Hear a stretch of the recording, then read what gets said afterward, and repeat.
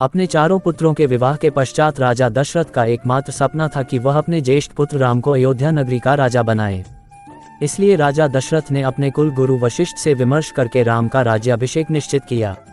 राम के राज्याभिषेक के लिए तैयारियां शुरू कर दी गई तथा पूरी अयोध्या नगरी की जनता अपने नए राजा को पाने के लिए उत्साहित थे। श्री राम हमेशा से ही जनता तथा अपने परिवारजन के प्यारे थे। राजा दशरथ के पुत्र भगवान श्री रामचंद्र जी को 14 साल का वनवास हुआ था।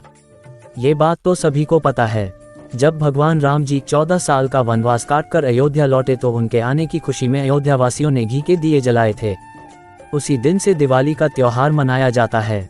लेकिन आपने कभी यह सोचा है कि आखिर भगवान राम जी को 14 साल का ही वनवास क्यों हुआ था?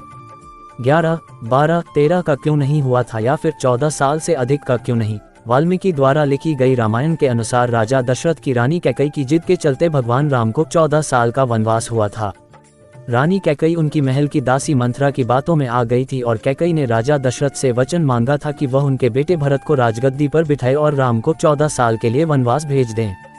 राजा दशरथ ये वचन देते वक्त बेहद दुख थे, लेकिन वह कुछ नहीं कर सके। हालांकि राजा दशरथ के इस वचन का भगवान राम भी विरोध कर सकते थे, लेकिन उन्होंने ऐसा नहीं किया। दरअसल रानी कैकई ने राम को 11, 12, 13 साल की जगह 14 साल के लिए वनवास भेजा था, क्योंकि रानी कैकई प्रशासनिक नियम जानती थीं। नियम के अनुसार त्रेता युग में यह नियम था कि यदि कोई राजा अपनी गद्दी को 14 साल तक छोड़ देता है तो वह राजा बनने का अधिकार खो देता है। यही वजह रही कि कैकई ने राम के लिए पूरे 14 वर्ष का वनवास मांगा।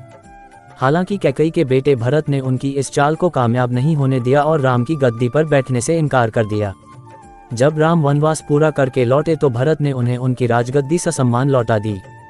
द्वापर युग में यही नियम 13 साल का था। अगर कोई राजा 13 साल के लिए अपना राजपाट छोड़ देता था तो उसका अधिकार खत्म हो जाता था।